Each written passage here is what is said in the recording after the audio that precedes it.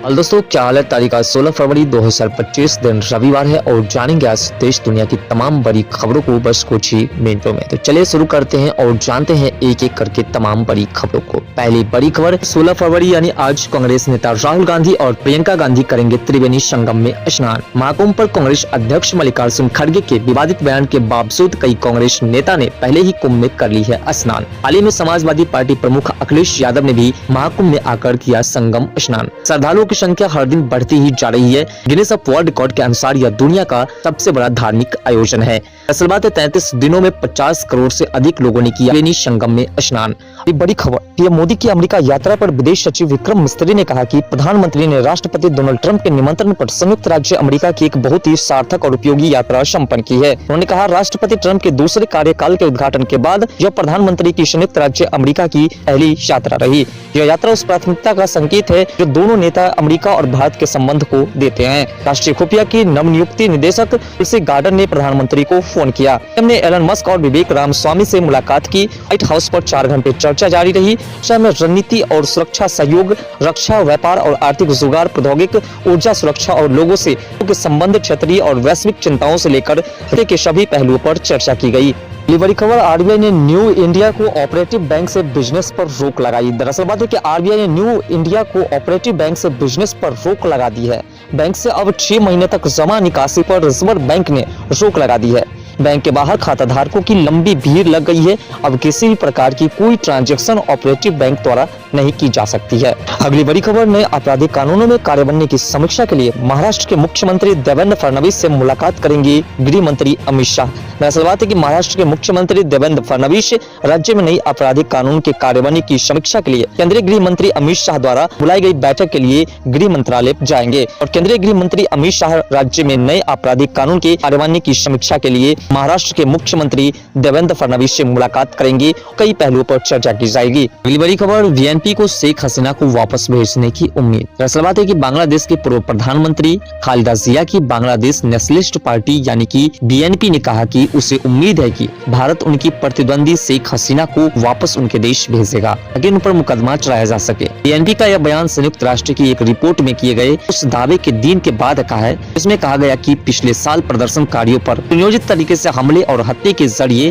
सत्ता में बने रहने की कोशिश की गई थी। बांग्लादेश के विदेश मंत्रालय ने कहा कि अगर जरूरत पड़ी तो भारत को पिछले साल हसीना के टिप्पणी के लिए किए गए शोध का एक अनुसंधान भेजा जाएगा। ये बड़ी खबर नरेंद्र मोदी के खिलाफ अपमानजनक टिप्पणी करने पर सपा विधायक पर लगा जुर्माना। दरअसल उत्तर प्रदेश के शामली जिले की स्थानीय अदालत ने वर्ष 2014 में लोकसभा चुनाव के दौरान गुजरात के तत्कालीन मुख्यमंत्री और वर्तमान के प्रधानमंत्री नरेंद्र मोदी के खिलाफ अपमानजनक टिप्पणी करने के लिए समाजवादी पार्टी के विधायक नाहिद हसन को दोषी ठहराते हुए 100 रुपए का जुर्माना लगाया है। अगली बड़ी खबर मणिपुर में राष्ट्रपति शासन हुआ लागू। मणिपुर के सीएम एन बीरेन सिंह ने 9 फरवरी को अपने पद से दे दिया इस्तीफा। उसके बाद मणिपुर में लग गई है राष्ट्रपति शासन। अगली बड़ी खबर इंडियन ऑयल कॉर्पोरेशन ने उपभोक्ताओं को जारी किया फरमान। दरअसल बात है कि इंडियन ऑयल कॉर्पोरेशन ने घरेलू गैस उपभोक्ताओं को ई-केवाईसी करवाने का फरमान जारी किया है। निगम ने बताया कि ई-केवाईसी न करवाने वाले घरेलू गैस उपभोक्ताओं को सिलेंडर की आपूर्ति नहीं होगी। 1 मार्च से उसकी गैस सब्सिडी भी रोक दी जाएगी। निगम ने उपभोक्ताओं से 29 फरवरी तक संबंधित गैस एजेंसी के कार्यालय पहुंच करके केवाईसी को प्रमाणित करने की बात कही है।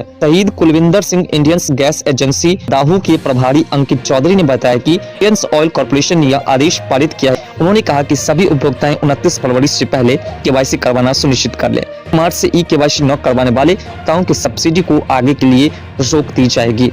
अगली बड़ी खबर संयुक्त किसान मोर्चा ने किसानों और संगठनों से ग्रामीण भारत बंद का आह्वान किया है। मोर्चा ने किसान मजदूरों से आह्वान किया गया कि एक दिन के लिए सभी काम को पूरी तरह से बंद कर दिया जाए। दरअसल बात है कि एमएसपी सहित अन्य मांगों को लेकर के शुक्रवार यानी कल संयुक्त किसान मोर्चा ने किसानों और संगठनों से ग्रामीण भारत बंद का आह्वान किया, जिसके तहत किसान मजदूर से आह्वान किया गया है कि एक दिन के लिए अपना काम बंद रखे। पश्चिम उत्तर प्रदेश के किसान संगठन भारतीय किसान यूनियन के प्रवक्ता चौधरी राकेश टिकैत का कहना है कि किसानों की समस्याओं का समाधान होना चाहिए। 16 फरवरी को सुबह 6 बजे से 4 बजे तक किसान लॉकडाउन है। इसके बाद 17 फरवरी को पंजाब, हरियाणा, उत्तराखंड और यूपी के प्रतिनिधियों को बैठक सिलौली में बुलाई गई है।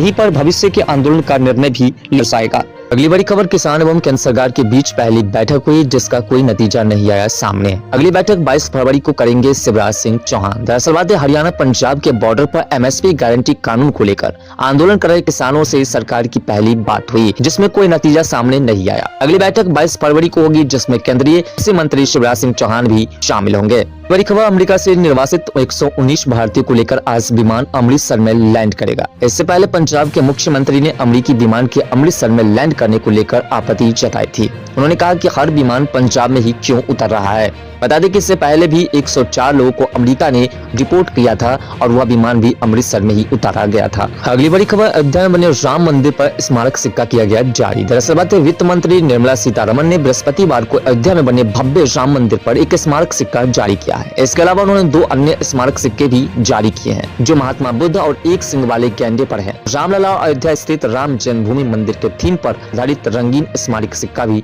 जारी किया गया है। अगली बड़ी खबर, बैंक में पैसे जमा करने और निकालने पर भी देना होगा चार्ज। दरअसल बात है, इंडिया पोस्ट पेमेंट बैंक के ग्राहकों के लिए नए साल की शुरुआत एक बड़ा बदलाव लेकर के आई है। दरअसल बात है, बैंक में नकद जमा और निकासी दोनों पर अतिरिक्त चार्ज लागू होंगे। ये नए नियम उन ग्राहकों के लिए अहम है जो नियमित रूप से बैंक से कैश ट्रांजैक्शन का इस्तेमाल करते हैं। इनका यह कदम ग्राहकों को डिजिटल लेन देन के लिए प्रेरित करने और नकद लेन देन को कम करने के उद्देश्य से उठाया गया है। बड़ी खबर, फिर से शुरू होगी पुरानी पेंशन योजना। दरअसल केंद्र सरकार और राज्य सरकार के अलावा कर्मचारी लंबे समय से पुरानी पेंशन योजना की बहाली की मांग कर रहे हैं। अब इस संदर्भ में बड़ी खबर आई है। 15 अप्रैल से पुरानी पेंशन योजना लागू होने जा रही है जिसमें लाखों कर्मचारियों को सीधा लाभ मिलेगा। यह कदम कर्मचारियों के लिए राहत का कारण बन सकता है, खासकर उन कर्मचारियों के लिए जो नए पेंशन स्कीम के तहत पेंशन के बारे में चिंतित थे। बड़ी खबर, इनकम टैक्स के बाद अब जीएसटी पर भी बड़ा तोहफा देने की तैयारी कर रही सरकार। दरअसल केंद्र सरकार ने बजट में मिडिल क्लास को बड़ा तोहफा देते हुए 12 लाख रुपए तक की इनकम टैक्स फ्री कर दिया था। अब सरकार जीएसटी स्ट्रक्चर को सरल बनाने की तैयारी कर रही है। खपत को बढ़ाने के लिए जीएसटी दरों में कटौती पर भी विचार चल रही है। मिंट की रिपोर्ट्स के मुताबिक जीएसटी काउंसिलिंग 12% स्लैब को समाप्त कर सकती है। जरूरत पड़ने पर 5% या 18% की कैटेगरी में भी शिफ्ट कर सकती है।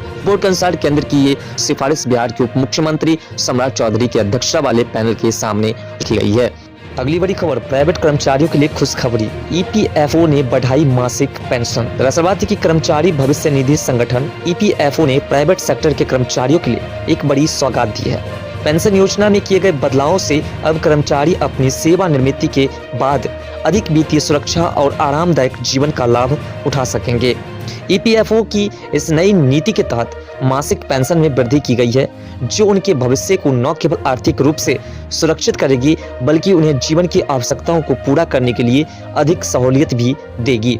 अगली बड़ी खबर, संसद में नए सप्ताह में पेश होगा नया इनकम टैक्स बिल। वित्त मंत्री निर्मला सीतारमण ने जताई उम्मीद। दरअसल बात है कि केंद्रीय मंत्री ने 7 फरवरी को नए आयकर विधेयक यानी कि इनकम टैक्स बिल को मंजूरी दे दी है। यह 6 दशक यानी कि 60 साल पुराने इनकम टैक्स एक्ट 1961 की जगह लेगा। ऐसी खबर थी कि नया आयकर विधेयक 10 फरवरी से शुरू हो रही सप्ताह में संसद में पेश किया जाएगा। शनिवार 10 फरवरी को वित्त मंत्री निर्मला सीतारमण ने इस बारे में कहा कि उन्हें उम्मीद है कि इनकम टैक्स बिल आगामी सप्ताह में पेश किया जाएगा। उसके बाद उसे संसद की समिति के पास भेजा जाएगा। संसद के मौजूदा बजट सत्र का पहला चरण 13 फरवरी को खत्म हो रहा है। सत्र 10 मार्च को फिर शुरू होगा और 4 अप्रैल तक चलेगा। भारतीय रिजर्व बैंक के सेंट्रल बोर्ड ऑफ डायरेक्टर्स को संबोधित करने के बाद प्रेस कॉन्फ्रेंस में सीतारमण ने कहा कि सारी प्रक्रिया पूरी हो जाने और संसद में पास हो जाने के बाद सरकार तय करेगी कि नया इनकम टैक्स बिल कब से पेश किया जाएगा। अगली बड़ी खबर, बिहार में बिजली बिल जमा नहीं करने वालों की बढ़ेगी मुश्किलें। घर घर पहुंच करके वसूली की जाएगी बिजली की राशि। दरअसल बात है कि Bihar state power holding company limited के सीएमडी सह ऊर्जा सचिव पंकज पाल ने शुक्रवार को north Bihar power distributor company limited के राजस्व संग्रह की स्थिति की समीक्षा की। इस मौके पर उन्होंने कहा कि टीम बनाकर के घर घर दस्तक देकर के बिजली बिल के बकाया की वसूली की जाएगी।